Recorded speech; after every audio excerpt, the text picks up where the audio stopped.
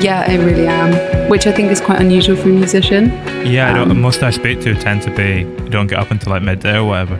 Yeah, I'm always like at my best in the morning. I'm like really, like I just love the mornings. I love getting a cup of tea. I love my little routine. I'm always like the most creative in the morning as well. What's the first thing you think when you wake up? Breakfast. An existential dread, but breakfast first. Existential breakfast. Exactly. What does breakfast kind of consist of? Oh, I'm so weird. I don't want to tell you. It's weird. How come? I don't know. I just have really weird like obsessions with food.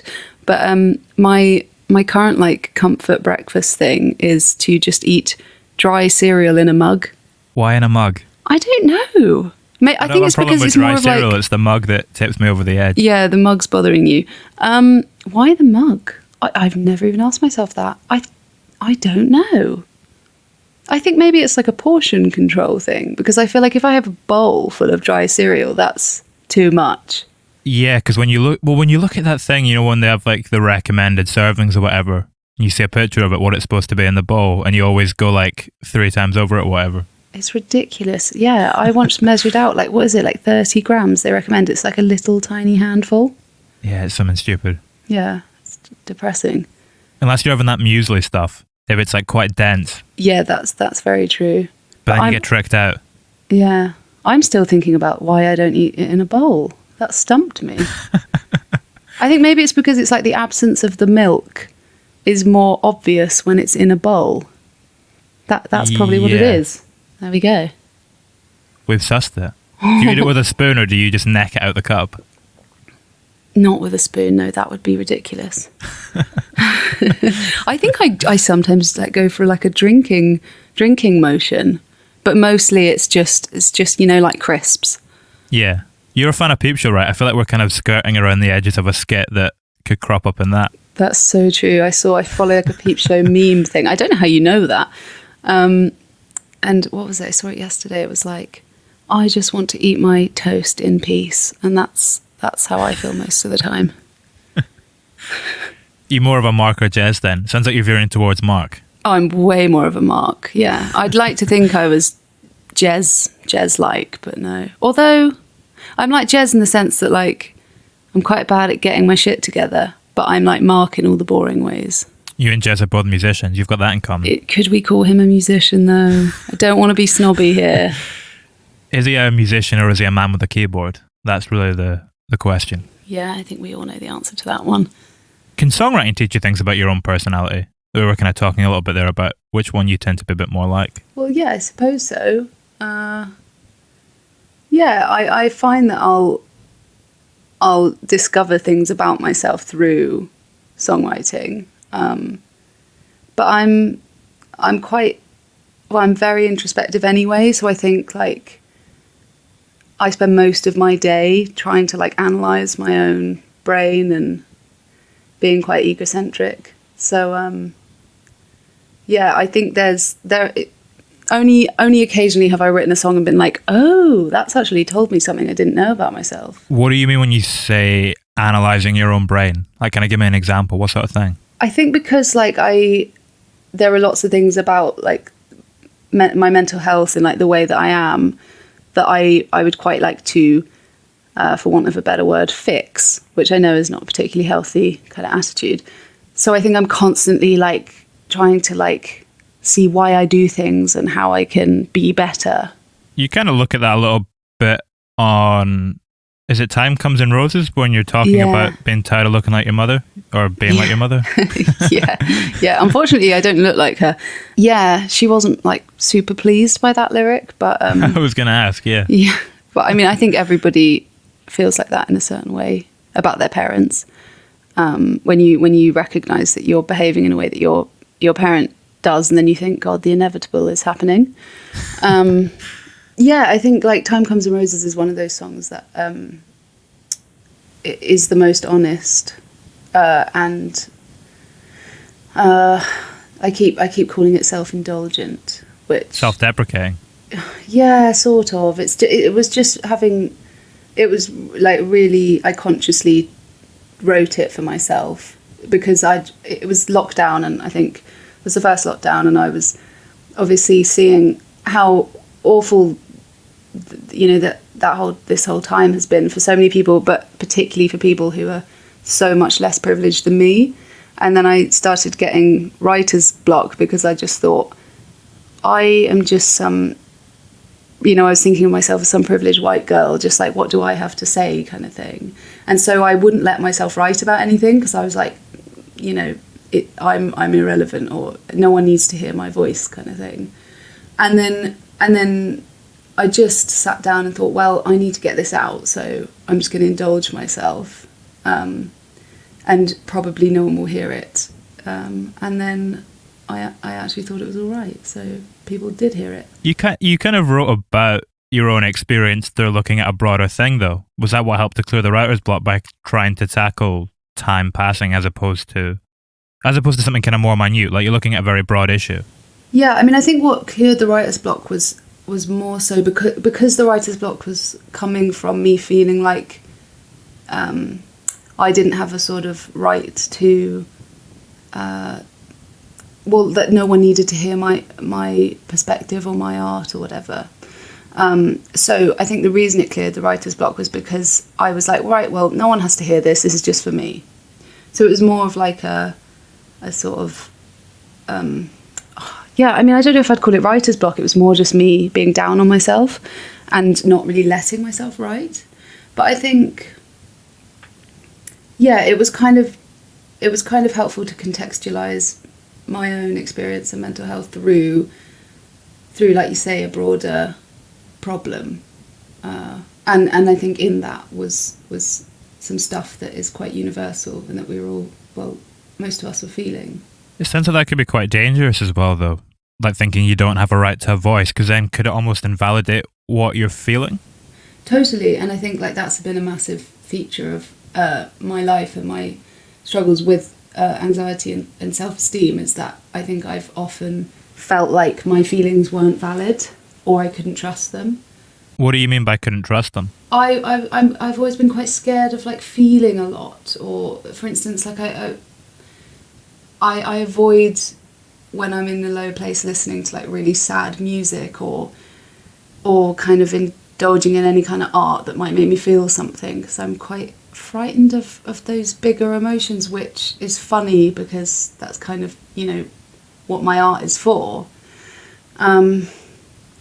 I think, I don't know. I've always just been so anxious, and I think maybe not had the right validation when I've, growing up or whatever. Not necessarily by anyone in particular, but just feeling like the way I felt was okay or valid. Where do you kind of find that validation now in life? I mean, I'm learning to give it to myself slowly. I think therapy. I guess we're kind of touching a little bit as well on co-op, because it's about comfort and the kind of conflicted feelings you can have on that. But if you're able to give yourself validation, that feels like a comfort that's more safe, as opposed to one that could kind of be taken away. Totally, and I think, like, again, to go back to the therapy, I think that's something that, like, therapists have tried to kind of get me to learn, is that if I can learn to validate myself, like you say, it's a lot more of like a stable thing that can't be taken away. Whereas if I'm looking for external validation, that's obviously more fragile. How long ago did you start going to therapy? Oh, I've been in and out of therapy since I was like 14, because I struggled really badly with panic attacks from the age of 10 to I still deal with them, so 26.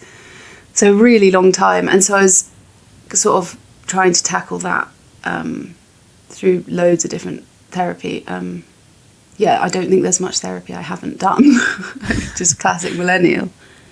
Have you settled on one now that feels like it works for you? Not really, not yet. I think CBT was really helpful. But I think it's so dependent on the therapist you have.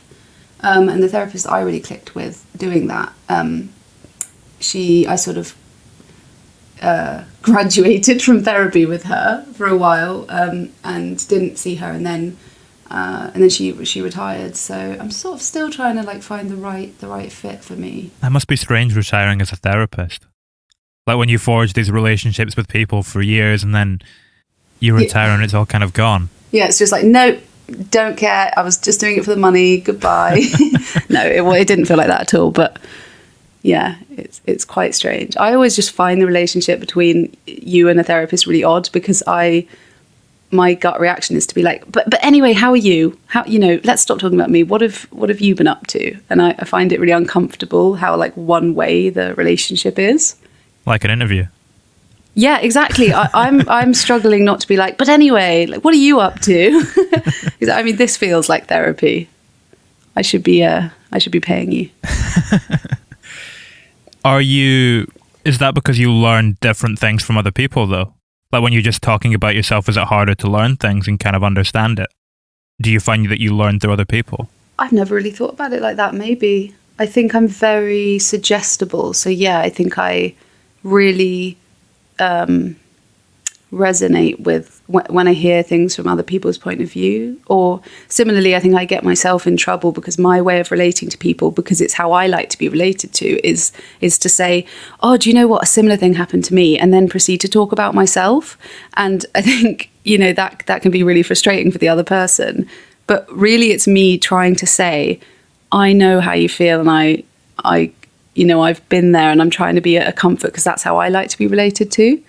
But obviously sometimes that can be a problem if you just need to be the one listening. So yeah, I never really thought about it like that, but probably. I guess the reason my mind was going there as well, because on Time Comes in Roses, you kind of personify the idea of time. Yeah, I mean, I suppose I do, but I rarely will write lyrics that just come out and I don't know what they mean at first, because I know a lot of people say they write that way and they'll kind of figure it out later. But I think I always had a problem with that when I did it, because I was like, well, I need to believe in what I'm saying. So that phrase, time comes in roses, just came out. And as I was singing it, I was like, well, I'm going to change that because I've got no idea what that means. And then I thought it was quite nice, and it felt like it did mean something, but something I couldn't articulate. If you can't articulate that, how do you kind of build a song around it? Is that a different process than if you completely understand what's going on? Yeah, I suppose it's a different process. Yeah, I mean, I think it really was just a stream of consciousness, that song. And then that was one of the only lines in the song that I was like, oh yeah, I actually don't know where that came from. Yeah, so I wouldn't say I built the song around that line. Yeah, I don't know. I'd never really written a song like how I wrote that one. Have you written one since in a similar way, or is it kind of an outlier? I think it's taught me things, and so I employ some of what it taught me in how I write now. So I wouldn't say I've written anything quite in the same way, but I think I've taken. I think I wouldn't particularly want to write a song in the same way again, but it was more what I learned from writing that song, which was that my emotions are valid and that they resonate with other people. And so in that sense, I can kind of let myself off for feeling as though it's too selfish or self-indulgent. And so I think I employ more truth and also not having to make stuff mean something from that particular line. If something comes out, it can be just as powerful as if I've thought it through. At what point in the process did that phrase come out? Like, were you already in quite an emotionally raw place? Yeah, I think so. Yeah. I think it came up pretty early on in writing the song. I think I was playing around with the chords and I'd written maybe the first verse, and then, it's getting to the point where I was like, I probably need a chorus. And it just came out, and yeah, I was like, wow, I wasn't expecting that one. I love how you think, oh, we probably need a chorus, and then it kind of just unfurls. Yeah, that's the pop heart in me. I need a hook. It's funny what you were saying about, or it's interesting rather, what you were saying about how that song really opened a door for you in terms of your own expression. Are there any other songs kind of that you've written that have done that for you?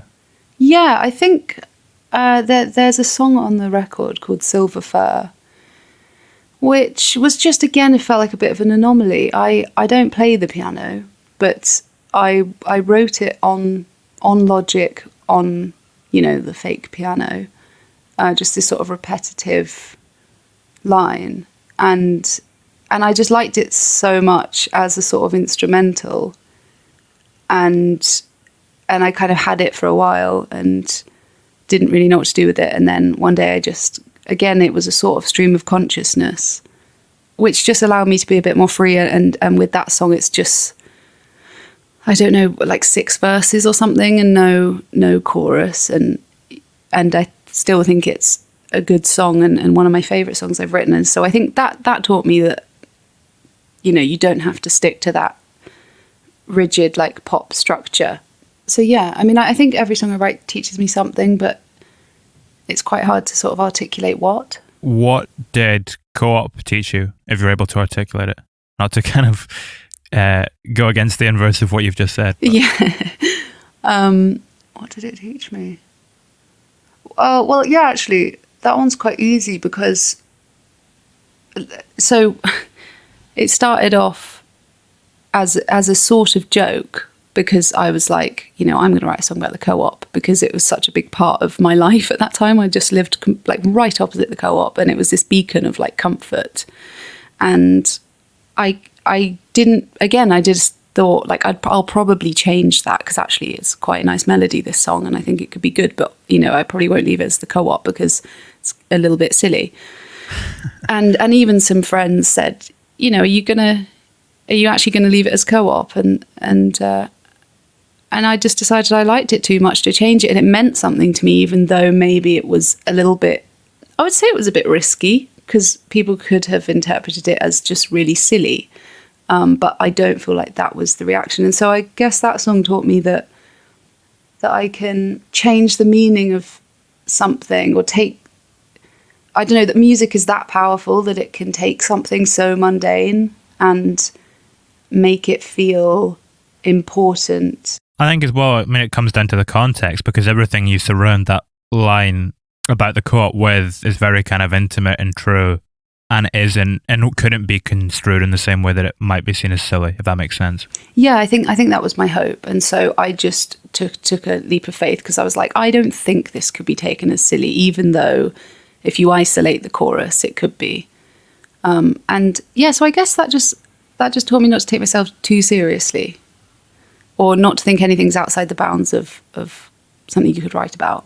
It's maybe kind of a similar thing to Time Comes in Roses, the way you were saying that you didn't know what that title meant, but it felt right. Was it a similar thing with Co-op? Would it have been disingenuous to change the line? Exactly, yeah. It was just kind of like, that's the song, that is what the song was about, and I can't change that. And it's been played on Co-op radio now as well, hasn't it? Yeah. Do you know what? I keep walking into Co-op hoping I'm going to hear it, and I don't. But yeah, it's some sort of weird Inception situation. I think the world is going to implode. Was it written linearly? Was it very much each line led on to the next one, or how did it kind of take shape? I think it was linear. Yeah. I think, I mean, it was quite a long time ago now, but I think what it was that I had the verses already as an idea. And I think I'd been writing the same song in different variations, trying to, catch that feeling. So I think I'd been kind of, writing that same song, but without kind of being able to contextualize it in a because for me, choruses generally are like the sort of base message of the song. And I think I was for ages kind of trying to write this song about comfort and domesticity and stuff like that, but not being able to tie it all together in a way that made sense. And then, so I think, if I remember correctly, it was that I already had the verses, and then I just kind of clicked. And because, so my partner then said, you know, did you even go to the Co-op if you don't come back singing the pop songs? We'd always come back humming whatever song was on. And I was like, I'm going to write that into a song, sort of like I said, as a joke. And then I did.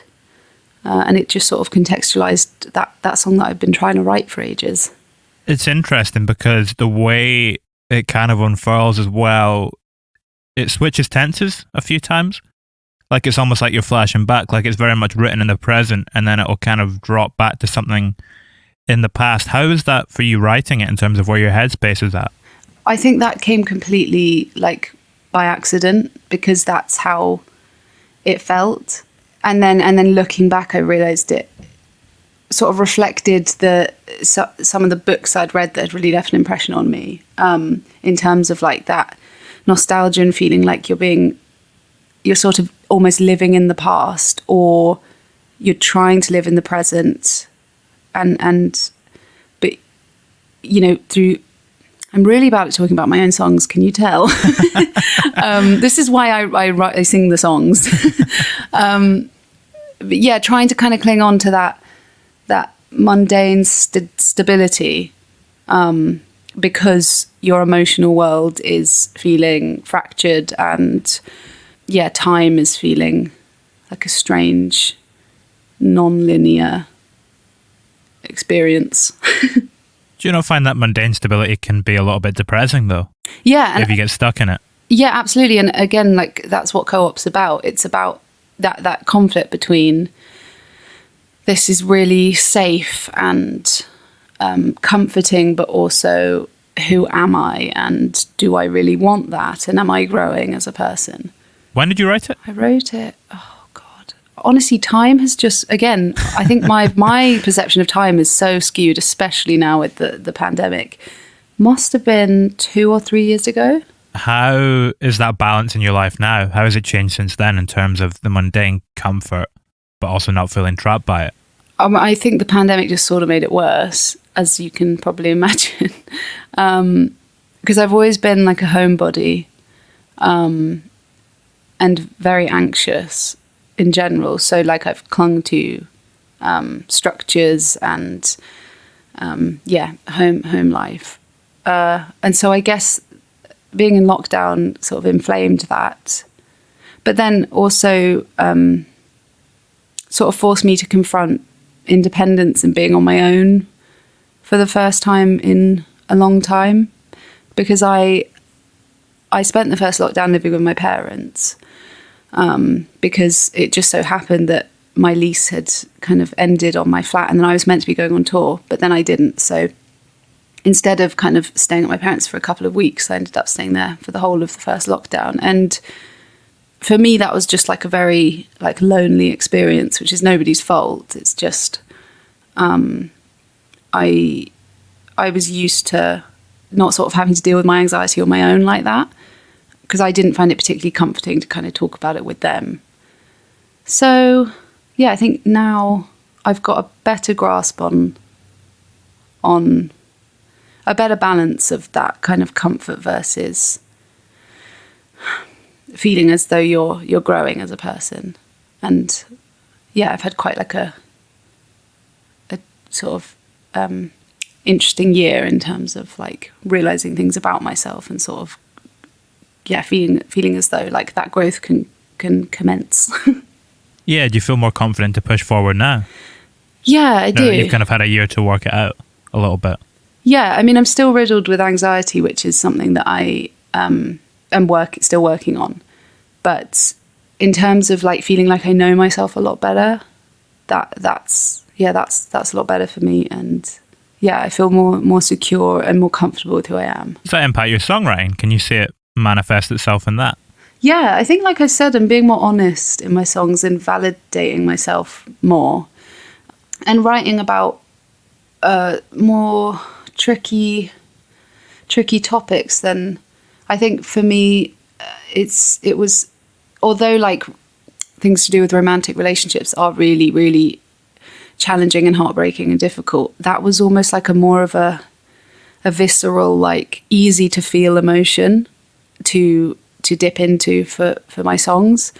Whereas like the stuff that's harder, I feel I'm more willing and more able to explore in my songs now. Is that also because it's unexplored terrain to a certain I think extent. partly, but I think I tried to write about other things and more difficult things before, and I just felt like it wasn't accessible. Like I just couldn't, even though I wanted to.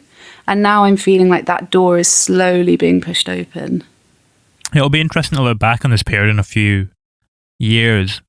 Like if it's a transition period and it feels like you're moving closer toward that. Yeah, absolutely. I got a tattoo the other day. Just it wasn't of anything, deep and meaningful, but to me it just meant something, because I was like, I want to mark this, because I feel like this is a really interesting, pivotal moment for me. What was the tattoo, if you don't mind my asking? It's of a cat, and it's on my arm. And honestly, the last 2 days I've been wondering if that was a horrible idea, but it's done now. It's by a really wonderful artist who's a friend of mine, and it's a gorgeous tattoo. It's just, I've just realised I've got a cat on my arm. How big is this cat? It's about, what did we say? It was 2.5 inches, so quite big.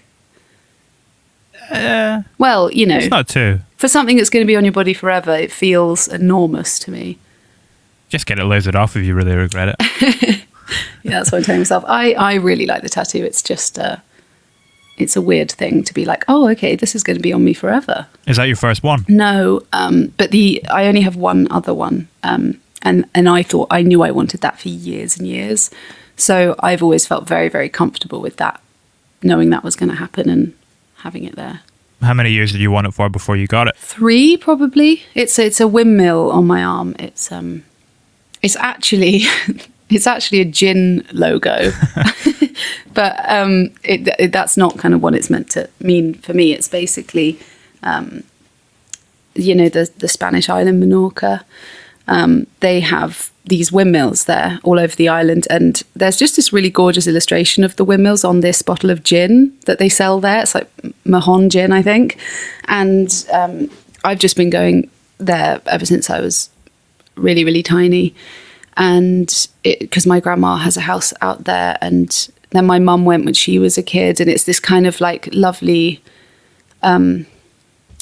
place where all our extended family, it's kind of like a shared home, and kind of this thing that just never changes. So it's quite a weird experience to go back there, and it just means a lot to me. So Very I kind idyllic. of yeah, it's gorgeous. It's like on the cliff and Wow. overlooking the sea. When was the last time you were there? Oh, too long. I think like 3 years ago. Have you ever written there? I've tried. I bought a guitar once, but I find my writing is worse when I'm somewhere really beautiful, because I'll write something really average, but because I'm looking out at the most beautiful scenery, I think it's the best thing ever. And then I take it back to grey England and I play it again, and I think that's a really average song. So it's best for me to write in like a really horrible location.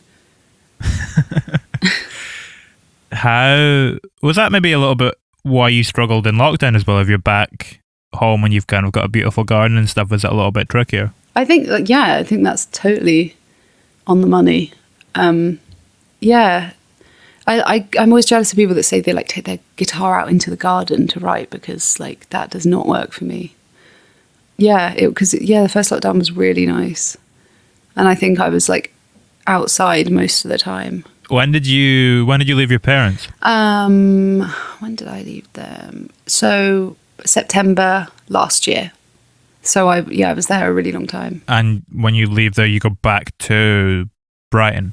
Yeah. So I live in Hove, which is, I don't know if you know Hove, but it's just like basically Brighton. Brighton and Hove Albion. Yeah, exactly. There we go. I can always relate every place in England to a football team. That's my kind of geography of it. I would know nothing. But where do your parents sit? They're not too far out of Brighton, right? No. So they're only like 20 minutes away. They're in a little town called Lewis. I remember you reading, you said that when you first started writing songs, it was when you settled there? Because you moved around a lot, right? Kind of growing up for a little bit. Yeah. I think when I first wrote songs, we were in a little village outside of Lewis. But I mean, I count that sort of the same, like my parents have moved into a few different houses, but like all around that kind of same area. Yeah, I was like 13 probably. And was that after you'd been in that spot for a little while, like once you kind of started to settle? Yeah, I think so, yeah. To kind of bring it back to what feels like it's maybe been the theme of our conversation a little bit, comfort. Is there something in that comfort that, and being in that one place and having that stability that kind of allowed you to unlock that creativity and start writing? Is there a connection there in any way, do you think? I mean, I think it's almost the opposite. I think it's that, I think what my first songs were about was sort of the breakdown of my parents' relationship and the kind of almost like feeling as though I was losing that stability and that comfort. Yeah, I mean, that was what my first songs were about, which I'm sure was really enjoyable for my mum to listen to. I'd keep coming downstairs going, I've got a new song. And she'd be like, oh, God. Did you know what they were about at that point? Yeah. They were, you know, they were like 13-year-old songs, like. On the nose a little bit. Yeah, exactly. When did it start to move past that for you? I think like, I was like, I didn't have many experiences of my own to really draw upon other than sort of witnessing like the issues in my family life. So I think I got very frustrated with myself as a teenager because I didn't have, you know, boyfriends or anything like that until I was like 19 upwards. So I wouldn't go to parties because I wanted to just stay in and play my guitar. So I mean, my experiences were really limited, and I think I was frustrated by that because I was like, I want to write about, you know, something other than my bloody parents. Yeah, I think it was difficult for me. And so I think I dealt with a lot of writer's block as a teenager, just from being frustrated with actually like having all this creative energy, but feeling like all it ever went on was these topics that I didn't want to think about anymore. And then, yeah, I think it was only like later on where I really like thought, oh, okay, I actually have things to say. When you were staying in and playing your guitar, was that a drive to try and get better at it, or was it just because you enjoyed it, or? Just because I enjoyed it. Yeah, I didn't massively enjoy like socializing and like parties and stuff. And I was just obsessed with it wasn't really me wanting to hone my skills. It was just like something I felt like it was the only thing I ever wanted to do. And all that social stuff as well when you're a teenager, especially if you're experiencing anxiety, can all be a little bit messy. Yeah. I suppose. Yeah. I don't know if that's the right word for it. Oh, I think that's a great word for it. Yeah, I mean, obviously I had the drive to go out, and it was like I wanted to be part of things, and I would go to parties occasionally, but yeah, I didn't really fit in with my school. I had a small intimate group of friends, and yeah, I was just not I didn't know who I was, and I didn't really fit in, and I don't know. I think also with those kind of things, like, they're only really enjoyable if you feel really attractive as a teenager, which sounds really silly, but it was kind of like, you know, the whole point of parties would be to go and see who we can all kiss. And I did not feel like that. I had no self-esteem. So I just wanted to stay in and play my guitar and create my own little sort of my own world around me. Or you just go and you get drunk enough until you feel attractive. Yeah. That's the solution to that one. I think that's what my friend said at the time, but I was like, well, I have too much anxiety and my therapist said I shouldn't drink, so I can't even do that. Oh. Why should you start drinking at then? I honestly, I am not a big drinker, never have been, because I had anxiety issues from such a young age that I was always told drinking is going to exacerbate that problem. And so I always just was quite sensible, as boring as that is. Obviously, I've had times in my life where I've gotten drunk, or periods where I've been drinking more. I would say I started drinking at 15, as in people in my school started drinking, and that was becoming the norm, but I would never get drunk. I was just too terrified of losing control. Do you have any vices now that you would class as if you're not a big drinker? I think the thing is, drinking for a lot of kids is like a rebellion. And so the ways in which I would rebel would be different, because for me, drinking wasn't a rebellion because it's very much part of my family's culture. they all really like a drink. My extended family, they're all very like gregarious and loud and would drink Not and Scottish, smoke. are they? Do you know what? maybe somewhere down the line, but not as far as I know. But yeah, I think for me it was just like my parents were always very, very relaxed about like drinking, smoking, stuff like that. So I just it didn't even have that appeal to me. And so I think my way of rebelling was like to not do those things and to, yeah, I mean, I don't know. I'm not like, I was quite naughty at school, but not in those. I mean, I just talked back to the teachers and like, I was at a really like academic school and when nobody would behave like that, but I felt really misunderstood. So I think my way of rebelling would be to I wasn't scared to have a go at people, teachers wise, and like, you know what, maybe my cat tattoo is me rebelling at 26. But then, did songwriting help with that when you were growing up? Was that another outlet for it other than rebelling? Or did it never really take on that shape for you at that point? Yeah, maybe. I think, well, it was definitely an outlet. I don't think it was ever, again, it wasn't rebellion because my parents were so supportive of my music. Like, there was never any, like, hesitation or, like, fear from them. I was like, I want to be a musician. They were like, brilliant, go for it.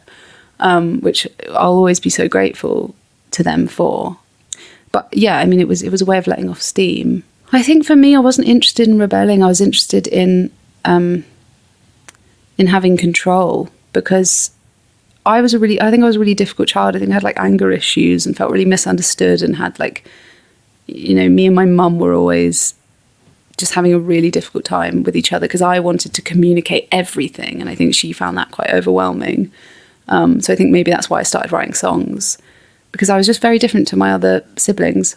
How many siblings did you have? So I have a younger brother who is now 21, a younger sister who's 22, but she's got very severe autism, and then an older sister who's 28. So you're in the middle. Yes. Pretty much right in the middle. I'm the awkward middle child. Yeah. It's interesting what you were saying about you felt like you didn't have control, you were looking for that. Was that partly what songwriting gave you, a sense of control? Yeah, absolutely. I think for me, like, songwriting like felt like something physical came over me when I'd songwrite, which was like a really similar feeling to like when I was younger and I'd play so many imaginary games and I was obsessed with dolls until I was probably too old to be obsessed with dolls. And it was the same feeling. It was like this control of being like, I can shut my door and just create something that nobody else can dictate and, live in this sort of fantasy. Yeah, I think that's why I got writer's block when I was a teenager, because I didn't want to I wanted to escape, but then I didn't want to write about anything that I didn't know about, if that made sense. Yeah.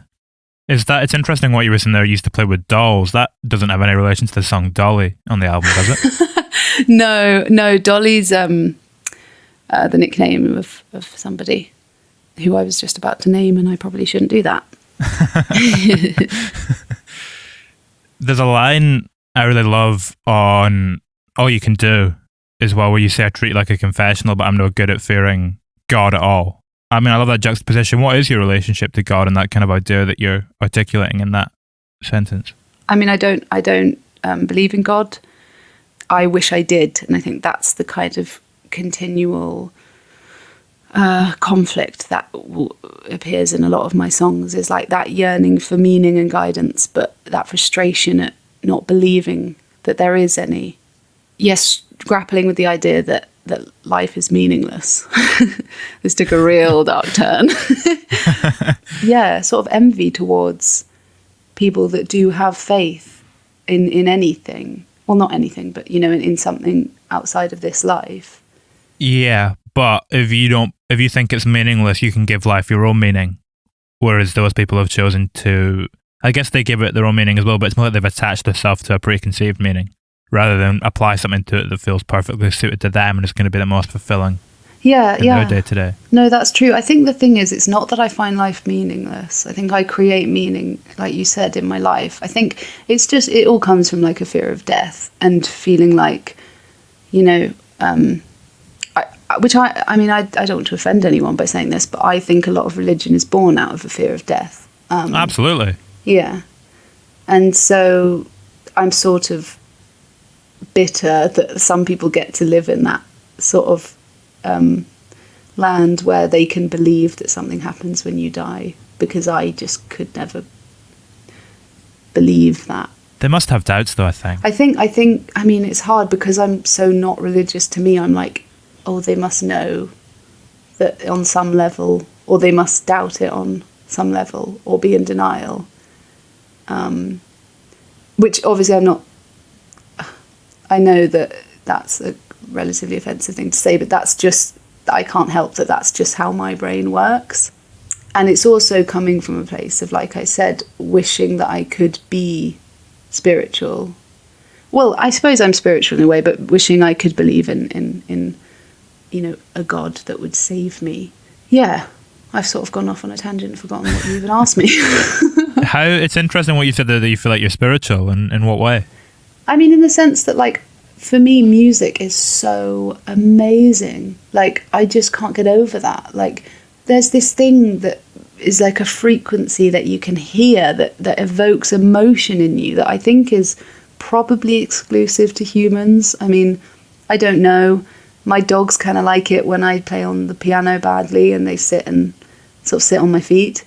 But, I think, I don't know. I think that's why my frustration with religion is there, because I actually do have a great sense of, like, this has to mean something, but then I can't find any proof that it does. And so it's that sort of spirituality. That's interesting to kind of draw that parallel to music, because that's something that's so prevalent in religion, particularly Christianity and stuff, the idea of, singing hymns and singing as a group. Yeah, I hadn't really thought of it like that. Yeah. Well, I mean, that's part, they think they're singing to God. So it's almost like they're using music as a form of connection in that case. Yeah. Or even like speaking in tongues, there's like a musicality to that. Yeah, that's very true. And perhaps that sort of reinforced, the religions when they were inceptionalized. I don't know if that's a word. We'll make it a word. In the beginning. And yeah, maybe that's what kind of reinforced their feeling that it's so powerful. And I went to a school where we had to go to chapel every morning and sing hymns. And every morning. That, that was a way I rebelled, because I never went. I used to hide in the gym lockers because I couldn't believe that they forced us to engage in a religion that we weren't necessarily subscribed to. But I have to say that I thought the hymns were beautiful. I guess it's just a tradition, isn't it? Which we seem to be moving away from.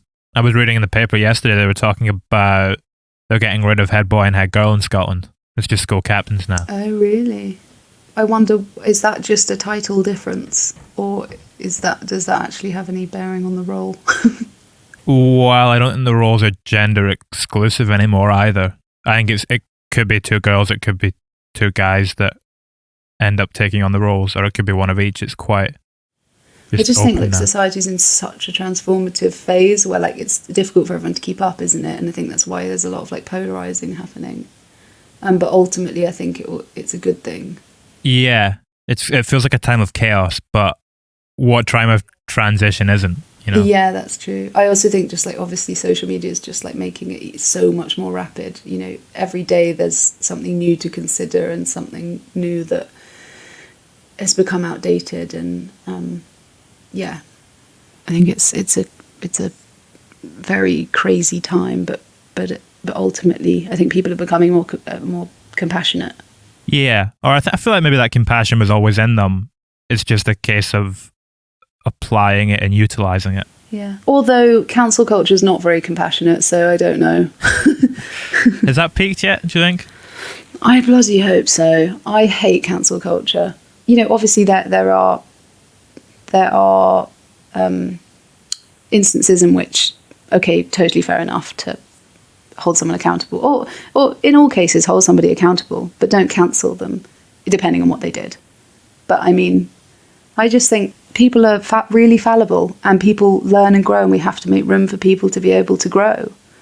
Otherwise, I don't know who's so perfect that they've never said something that now they wouldn't, or, you know, I just think it's a sad thing if we won't let people change and grow. And obviously this is within reason. I'm not talking about people that have done abhorrent things or like said really unforgivable things, but, you know, I think people are getting cancelled left, right and centre for stuff at the moment, and like bad jokes.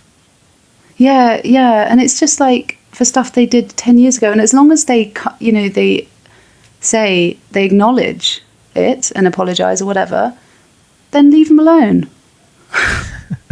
I think it's Dave Chappelle who's got that quote where he says, you know, I wouldn't get angry at a photo that was taken 20 years ago, which is the same reason why I don't get angry at a joke. Maybe I wouldn't make that joke now, but it's a different time, different context. It's all about context. Totally. And you know what, I was listening to another one of your podcasts the other day, and I think you said something like, you know, comedy in general doesn't age well. And like, I'd agree with that. Is this the Chloe Foy one? Yes, yeah, it must have been. Yeah. Yeah. It's true. If you look back at anything from 30 years ago, it's not really funny. Like, very few comedies manage to hold up. Not even in an inappropriate way, just in general. Yeah, because they're all about, you know, comedy's at its best when it's dealing with current affairs and speaking to, relatable things. That's another kind of tricky situation that we found ourselves in, though, that comedy has kind of become in the one space where you're allowed to say, where you're kind of given a platform to say what you think without being censored.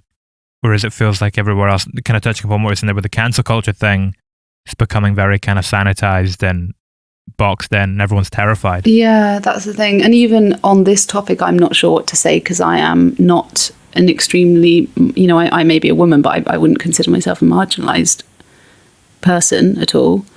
And so even on that, I feel that, you know, a little bit like I'm not sure I have a place to say anything on this, because,